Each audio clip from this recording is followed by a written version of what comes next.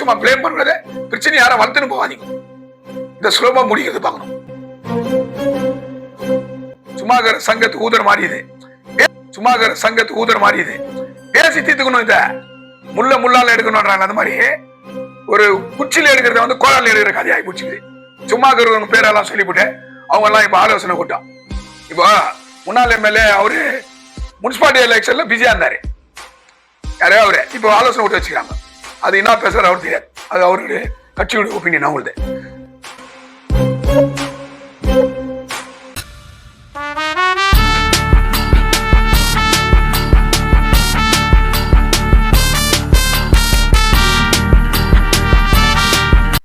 வணக்கம், நான் உங்கள் Anbarasan. I am not perfect, I am not intelligent, but I am not fake. எனக்கு தெரிஞ்ச அளவுக்கு நான் பேசுறேன், உண்மையை சொல்றேன், பொய்ய சொல்ல. கடந்த ஒரு வாரமா வந்து அம்பேத்கர் ஸ்மாரக் பவன் வந்து பிரச்சனை ஆயிடுது. நான் இனிதான் பேசுறேன். ஆனா அம்பேத்கர் ஸ்மாரக் பவனுக்கு வந்து 2 வருஷத்துக்கு முன்னாடி போராட்டம் பண்ணோம். நான் ரங்கநாத் எல்லாம் சேர்ந்து தாசில்தார் கச்சேரி முன்னாடி பண்ணோம் போராட்டம். இன்னான்னு பண்ணோம். சுஜிதா இருக்கும் போதே எங்களுக்கு அம்பேத்கர் பவன் வந்து பெமல்ல தான் வேணும், மாரிக்கு சைட்ல போடாத, எங்க போடாத, ராஜேஷ் கேம்ப் சைட்ல போடாதன்னு போராட்டம் பண்ணி மெமரான குத்தம். அதோட அந்த மெமராட்டோட அந்த பிரச்சனை முடிஞ்சிச்சு.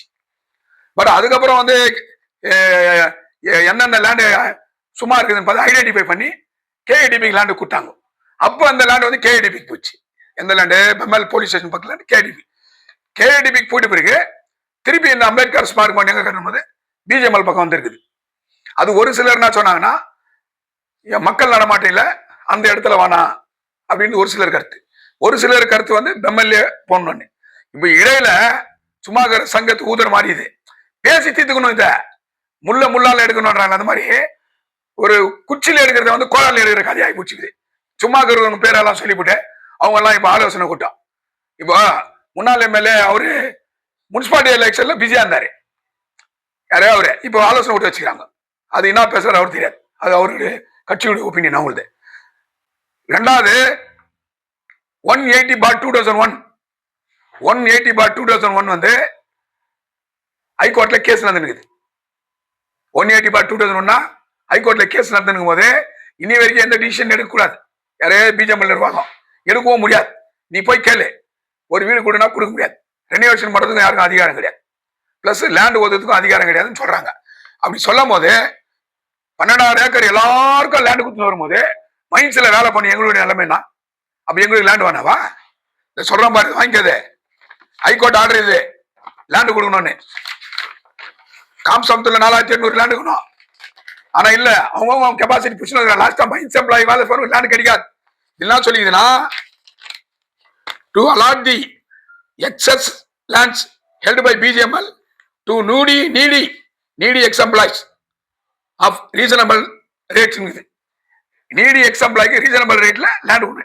இது வரைக்கும் ஒரு இன்ச்சு லேண்ட் கொடுக்கல இருக்கும். ஆல்ரெடி வீடு பட்டா பண்ணோம், இதுவே காத்தா கொண்டு இதுவே டிலே ஆகிட்டு போயிடுது. இடையில டெல்லியில இருந்து வந்த ஆர்டர் இது வந்து பிஜிஎம்எல் க்ளோசர் ஆர்டர் காப்பி. இதுலயும் வந்து லேண்ட் கொடுக்கணும் எக்ஸ் எம்ப்ளாய்க்கு ரீசனபிள் ரேட்ல. பிஜிஎம்எல் எக்ஸ் எம்ப்ளாய்க்கு ரீசனபிள் ரேட்ல வந்து லேண்ட் கொடுக்கணும். பட் இது வரைக்கும் கொடுக்கல.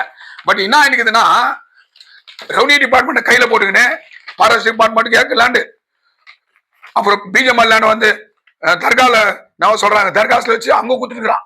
இதை ஊருக்காரன் ஃபைட் பண்ணோம். கேஜே நம்ம வீடுகளுக்கு 10 கத்தினுக்குறோம். ஆனா நம்ம லேண்ட் இல்ல, நம்மளுக்கு 2 ஏக்கர் லேண்ட் கூட நாங்களும் அக்ரிகல்ச்சர் பண்றோம். இதை நான் இது சம்பந்தமா டெல்லிக்கு லெட்டர் அனுப்பிச்சுக்கிறேன். இடையில வந்து இப்போ சயின்ஸ் பார்க் அது இதெல்லாம் வருது இல்லையா, வருது வந்து யாரும் வரவே இருக்கல, வானான்னு சொல்ல. அம்பேத்கர் ஸ்மாரக் பவன் கூட வானான்னு சொல்ல. கால்ஃப் உள்ள டச் ஆகிக்குது. அப்ப என்ன பண்ணோம்னா, கால்ஃப் பிரசிடென்ட் யாரு, அண்ணா இருக்கிற டாக்டர் சம்பத்குமார், அவரை கூப்பிட்டு அவங்க கிட்ட விளக்கம் சொல்லி அவங்க என்ன சொல்ற கேட்டு பிரச்சனையை சால்வ் பண்ணிக்கணும். இதை விட்டுட்டு சம்பத்குமார் அண்ணா கேஸ் போட்டான்னு அவர் பேரை பிளேம் பண்ணக்கூடாது.